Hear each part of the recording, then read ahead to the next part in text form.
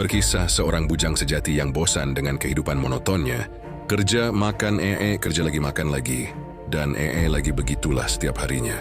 Hingga suatu hari dirinya direinkarnasi ke dunia Isekai menjadi anak bangsawan yang ditakdirkan untuk mengurus desa terpencil karena diberkahi sihir yang sangat lemah.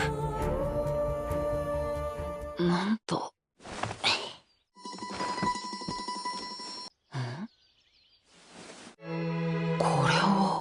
Ya inilah anime terbaru yang rilis di tahun 2020 yang berjudul Okiraku Ryushu no Tanoshi Ryuchi Boei. Nah, si bujang berinkarnasi di dunia Isekai menjadi anak bangsawan Vertio dan diberi nama Van Nei Vertio. Saat ini Van telah berusia 2 tahun. Van memiliki pelayan pribadi yang ceria bernama Itil. Kita panggil saja Til. Van yang baru berumur 2 tahun mengungkapkan perasaan hatinya dengan bahasa orang dewasa saat melihat keindahan kota. Sontak saja hal tersebut membuat Til heran dengan untaian kata yang diucapkan Van. Van menyadari ternyata dirinya masih mengingat tentang kehidupannya di masa lalu yang bercampur dengan kehidupannya sekarang. Tosan wa Jalpa, Van Nei Vertio, Til da yo ne? Subarashii desu. Koko tte doko kana? Waktu pun terus berlalu, tampaklah semua keluarga Markis Vertio sedang makan siang bersama. Sementara para pembantu sibuk membujuk dan membantu Van makan. Van yang menyadari dirinya terlahir kembali ke dunia Isekai. Masih mengingat semua kehidupan, masa lalunya secara utuh. Tidak lama kemudian Markis menanyakan perihal apa yang akan dipelajari para anak-anaknya. Namun di saat giliran Van bukan menjawab perihal sihir dan ilmu pedang yang akan dipelajarinya, melainkan sebuah ilmu sejarah dan budaya yang ada di negara itu. Sontak saja semua kakaknya kaget, namun sang ayah Markis malah tertawa, karena menganggap dirinya sudah terlalu memanjakan anak bungsu dari mendiang istrinya. Bahkan Markis memuji kepintaran Van yang masih berumur 2 tahun sudah berpikir dewasa. Markis yakin Van akan mewarisi sihir api yang sangat kuat seperti ayah dan ibunya. Dengan begitu, maka keluarga Markis Vertio sudah dipastikan aman dan lancar jaya. Markis sudah tidak sabar menunggu Pan berusia 8 tahun untuk melihat hasil penilaian bakat yang dimiliki Pan. Karena Markis menaruh harapan besar pada Pan. Perlu diketahui bahwa bakat sihir sangat penting di dunia Isekai. Karena hal tersebut sangat berguna untuk melindungi semua orang. Bahkan para bangsawan lain sangat berharap mempunyai salah satu elemen sihir yang terdiri dari elemen api, air, angin, dan tanah. Namun jika mereka berbakat dalam jenis sihir lain selain dari 4 elemen itu, maka mereka akan dianggap aib. Dan saat ini keluarga Pan, ayah dan semua kakaknya, memiliki salah satu dari 4 elemen sihir tersebut. Tidak lama berselang Pan menanyakan perihal satu-satunya pelabuhan yang dapat ditempati perahu layar. Karena di laut dalam para monster akan mengintai dan menyerang. Dimanapun selain di dalam kota ini, tampaklah para pelayan lain protes pada Til yang telah memberitahukan perihal ras elf dan dwarf yang ada di wilayah lain pada Pan. Karena hal tersebut masihlah terlalu dini meskipun Pan menanyakan hal tersebut. Kemudian Til menjelaskan perihal alat-alat dan beberapa barang yang dapat menyimpan sihir. Dan mereka dapat membuat sihir sesuai bakat pada alat dan bahan tersebut. Tidak lama berselang seorang lelaki tua bernama Esparda ingin melihat kemampuan membaca dan menghitung Pan, di mana Estarda adalah seorang pelayan berbakat yang telah melayani keluarga Markis bertahun-tahun. Lantas Pan menjawab semua yang ditanyakan Estarda pada Pan. Sontak Estarda memutuskan untuk menjadi mentornya. Setelah Pan menjawab semua pertanyaan Estarda dengan benar, jelas saja Pan sangat kaget. Namun hanya dalam beberapa minggu saja, Pan berhasil dapat membaca, menulis dan beberapa pelajaran lain dengan baik. Padahal hal tersebut tidaklah mungkin karena Pan baru berumur 2 tahun. Tak terasa 2 tahun pun telah berlalu, saat ini Pan sudah berusia 4 tahun. Di usianya itu Pan belajar bermain pedang dengan Til. Namun Til selalu mengajarkan Pan sambil bermain seperti pada adiknya sendiri. Hingga pembantu lain iri karena dianggap tidak menghargai Pan, dan mereka menangkap Til untuk dihukum. Akan tetapi, Pan memaklumi tindakan Til. Namun para pelayan lain malah kekeh ingin menghukum Til. Lantas Van menyentil dahi Til sebagai hukumannya. Alhasil Til selamat dari hukuman pelayan. Owari.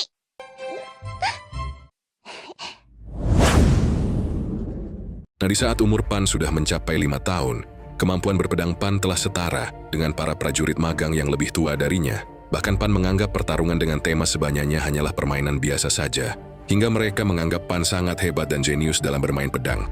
Hal tersebut terjadi karena Pan mempunyai pengalaman di kehidupan sebelumnya.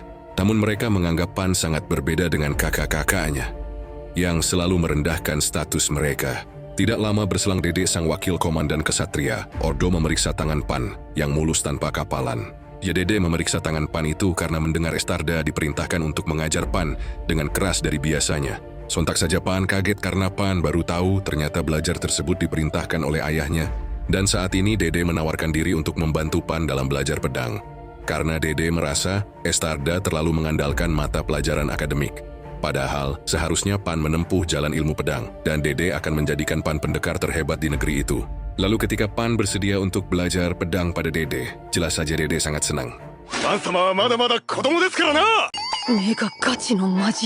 Waktu pun terus berlalu.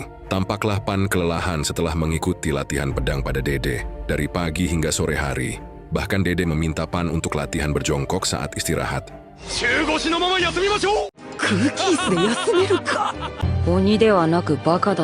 Meskipun Pan selalu kelelahan dalam latihan, namun Pan merasa senang bereinkarnasi ke dunia lain karena merasakan kepuasan yang berbeda dengan kehidupan lamanya.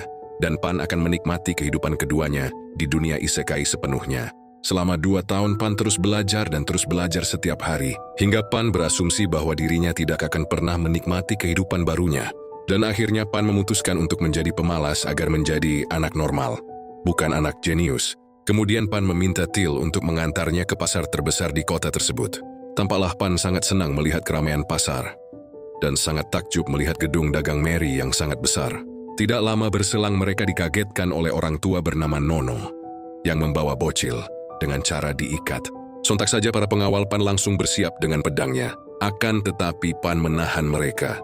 Pan penasaran dengan tindakan Nono mengikat dan menyeret bocil dengan tali yang bertujuan untuk menjadikannya sebagai budak. Di sana Til menjelaskan bahwa di negeri ini masih terdapat banyak orang miskin dan mereka rela menjual anaknya hanya demi menghidupi kehidupannya sendiri karena mereka tidak sanggup memberi makan untuk anaknya sendiri. Namun Pan tidak tega dengan tindakan si Nono itu. Tidak lama kemudian Rosalie turun dari gedung saat melihat Pan putra Markis. Tampak Rosalie sangat senang melihat Pan dan mengajaknya untuk berbelanja di gedung dagannya. Kemudian Pan meminta Rosalie untuk menaksir berapa harga bocil yang dibawa Nono. Rosalie yang melihat bakat sihir mencuri di tubuh si bocil dihargai 3 perak saja. Sontak saja Nono kesal karena ternyata harganya sangatlah rendah. Lantas Pan memberikan 5 koin perak besar dan untungnya Nono menerima harga tersebut. Kemudian Pan membuka tali si bocil sambil memperkenalkan namanya, dan Pan membiarkan si bocil yang bernama Kasim untuk pergi dengan bebas.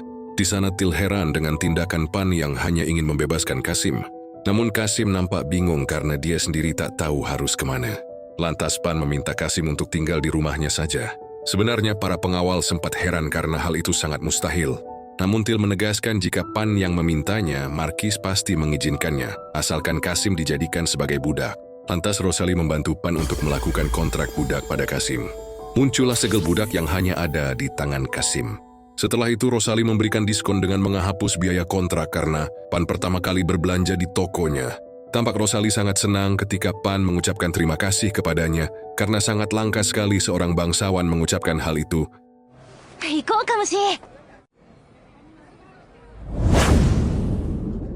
Waktu pun terus berlalu, tampaklah Kasim memberitahukan perihal Komandan Dede yang mencari Pan. Kemudian Pan meminta Kasim untuk memberitahukan Dede bahwa dirinya tidak ada dan menyuap Kasim dengan sebuah ranginang. Tapi Pan heran kenapa Kasim tidak memakai sarung tangan pemberiannya untuk menutupi segel budak. Kasim memberitahukan bahwa dirinya sangat bangga memiliki tanda tersebut, jadi kagak usah ditutupi. Namun karena Pan terlihat sedih, sontak Kasim langsung memakai sarung tangannya. Tidak lama kemudian Kasim memberitahukan Dede bahwa Pan tidak ada di kamarnya. Namun Dede menyadari bahwa Kasim sudah disuap dengan ranginang. Nah, karena Pan dianggap tidak ada, maka Kasimlah yang akan menjadi muridnya hari ini.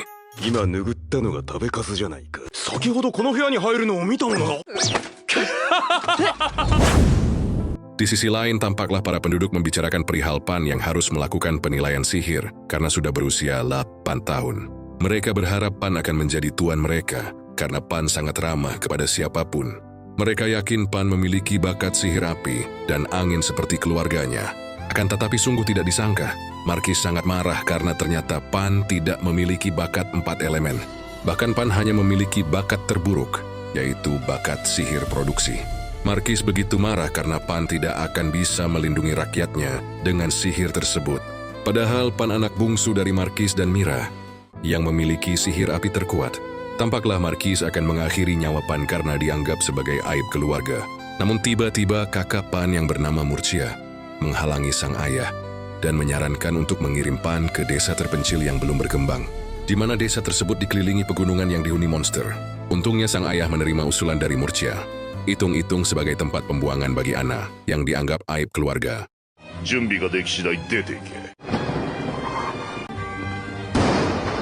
Di sana Murcia meminta maaf pada Pan karena telah mengusulkan saran tersebut.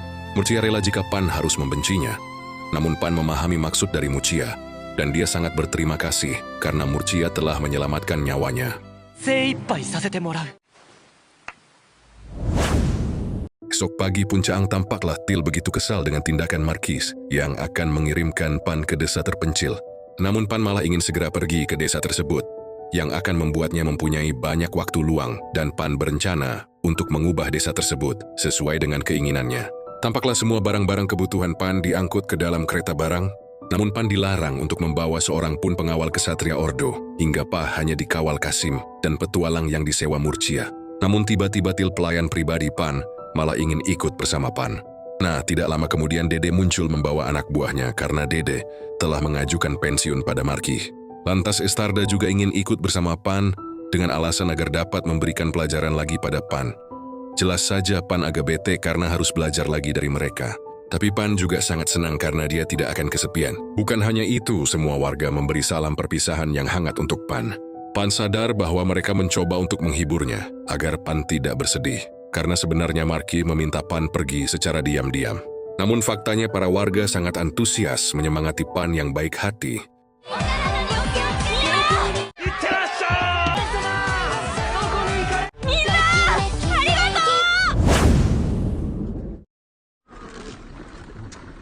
Di perjalanan, tampaklah Pan mencoba untuk menguji sihir produksinya, hingga Pan berhasil membuat sebuah pedang kecil dari ranting kayu.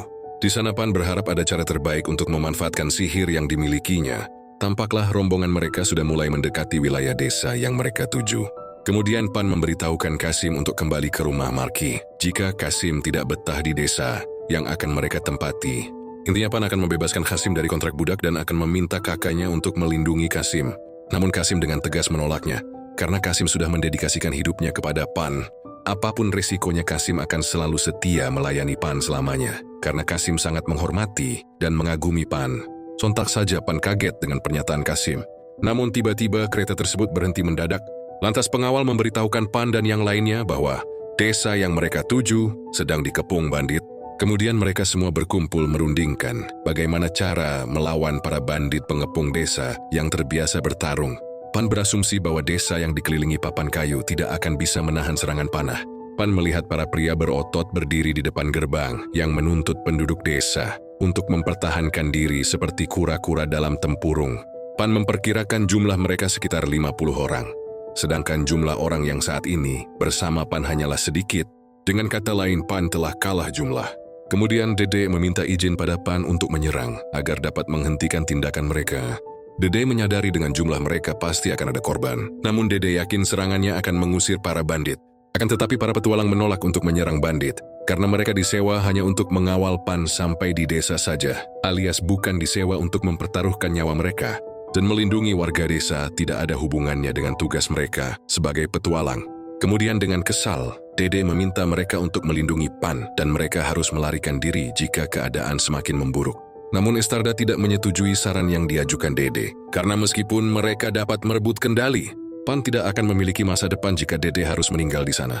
Estarda yang ternyata seorang penyihir handal menyarankan mereka untuk bertarung menggunakan strategi, di mana Estarda menyarankan Dede dan para petualang untuk menyerang para bandit dari samping, bahwa serangan kejutan dapat meningkatkan peluang mereka untuk menang.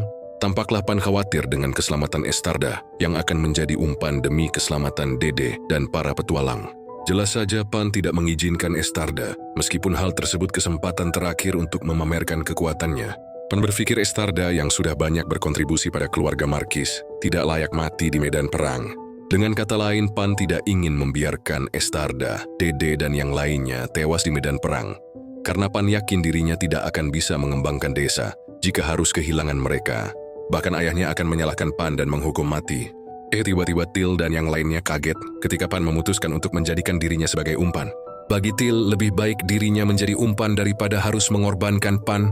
Namun pandangan Pan berbeda dengan bangsawan lainnya. Pan tidak ingin melihat orang-orang yang berharga bagi dirinya mati di depannya termasuk Kasim. Sebenarnya Pan ingin melihat Kasim benar-benar menikmati kehidupannya karena Pan sepenuhnya membebaskan Kasim. Pan menegaskan bahwa dirinya akan menyerang para bandit dari depan sebagai umpan dan sisanya mereka harus menyerang bandit dari kedua sisi dari jarak jauh. Pan yakin dirinya tidak akan mudah mati setelah berlatih pedang bersama Dede. Bahkan jika harus mati pun Pan rela mati sebagai bangsawan yang mengorbankan diri demi rakyatnya. Terlintas dalam benak Orto saat dirinya mendapat tugas mengawal bangsawan Pan, di mana saat itu Orto tidak menyukai para bangsawan yang selalu memandang rendah orang lain, mulai berubah setelah bertemu dan mengobrol dengan Pan sebelum melaksanakan tugasnya. Orto tersanjung dengan pujian dan penghormatan Pan yang 180 derajat sangat berbeda dengan bangsawan lain. Sontak Orto maju ke depan karena tersentuh dengan kata-kata Pan yang ingin mempertaruhkan nyawa demi mereka. Bahkan yang lainnya pun ikut mendukung keputusan Orto. Padahal mereka sebelumnya sama seperti Orto sangat membenci para bangsawan. Kemudian Dede dan Estarda maju ke depan akan melaksanakan strategi baru, di mana Estarda akan membuat dinding pertahanan dan menyerang bandit dari jarak jauh. Sedangkan Dede dan Orto akan menyerang para bandit dari samping kiri dan kanan. Lantas dengan dahsyat Estarda membuat dinding tinggi dengan sihirnya. Kemudian Orto dan temannya mulai bergerak ke sisi samping dinding dan langsung melancarkan serangan dadakan sesuai dengan strategi.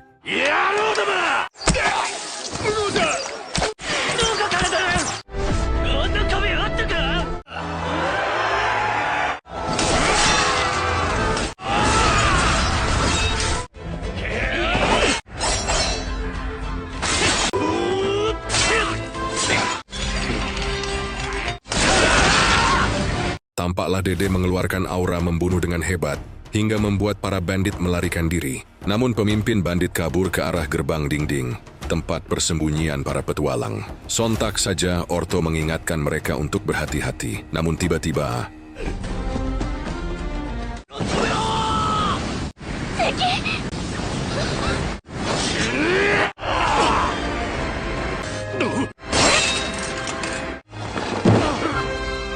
Dengan gercep Pan mengsabet titik lemah si Agus Topeng, lalu diakhiri oleh sabetan Kasim.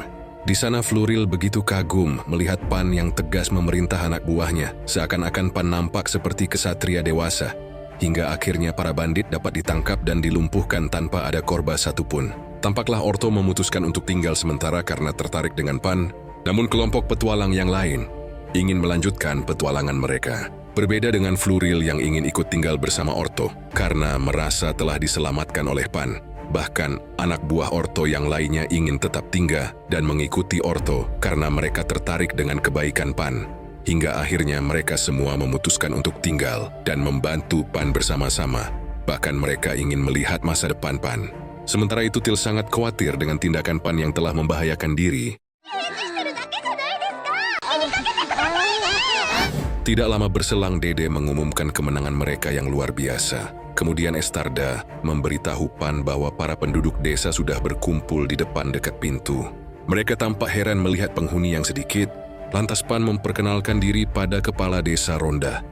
Lalu Ronda menceritakan bahwa desa mereka sudah diserang beberapa kali setelah para kesatria tidak lagi berpatroli di desa mereka. Lantas Pan meminta maaf karena desa mereka terlalu jauh dari wilayah Marki, sehingga desa mereka terlupakan. Ronda berasumsi bahwa kerajaan tidak bisa melindungi mereka, karena desa mereka hampir tidak bisa membayar pajak. Kemudian Pan meminta Ronda untuk memikirkan masa depan desa, daripada mengeluhkan tindakan kerajaan.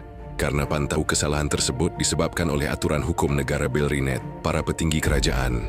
Namun mereka tidak bisa mengubah hukum kerajaan untuk mendapatkan perlindungan.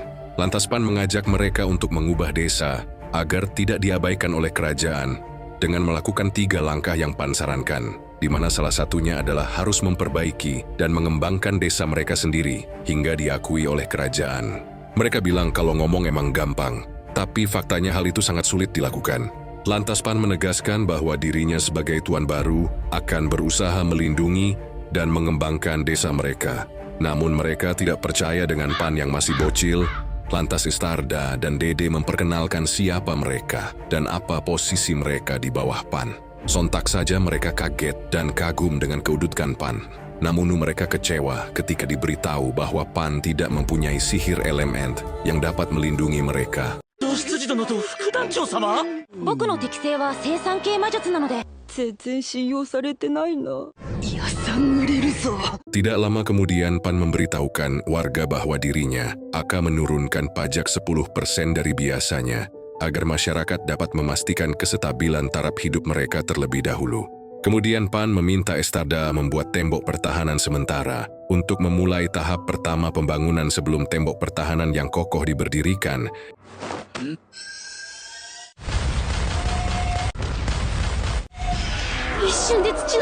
Lantas Pan meminta Dede untuk membuat parit dan jebakan agar dapat mempersulit para pencuri.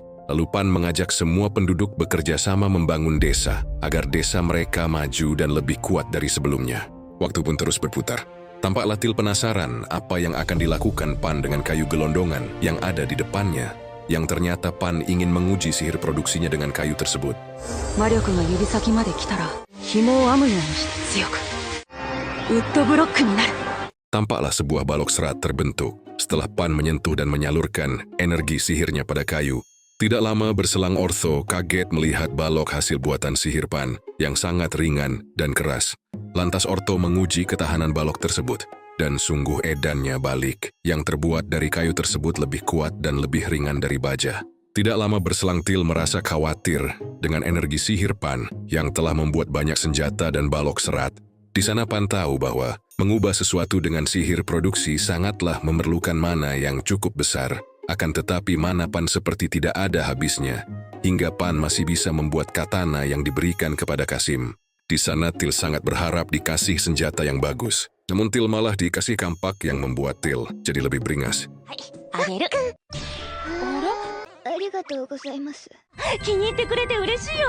Nah, ketika hari sudah malam di mana yang lain sudah pada tidur ngampar di luar. Sedangkan Pan masih siduru memikirkan kenyaman untuk Til dan Kasim.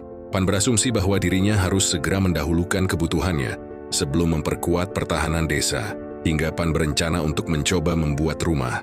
Esok hari pagi pun tiba tampaklah Ronda penasaran dengan Pan yang akan membuat rumah dengan balok serat. Kemudian Ronda mengizinkan Pan untuk membangun rumah di bekas alun-alun yang sudah tidak terpakai. Tersirat dalam benak Pan untuk bekerja keras agar bisa mengadakan festival panen dan karnaval. Lantas Pan menekan telapak tangannya pada tanah untuk mulai membuat sebuah rumah dengan sihirnya. Pan membayangkan sebuah konstruksi bangunan dengan megah dan kokoh, hingga membuat semua orang terpukau melihat rumah mewah dan megah yang dibuat oleh sihir Pan. Dalam sekejap, よしできたぞ。こりゃ一体。すごい。なんと立派な。なんだありゃ。バン様の家だそうだ。ちょっと大きすぎたかな。 ya segitu dulu ceritanya. Gimana seru nggak ceritanya? Jelas seru lah masa enggak? Jadi tetap stay di channel ini, jangan lupa like dan subscribe-nya.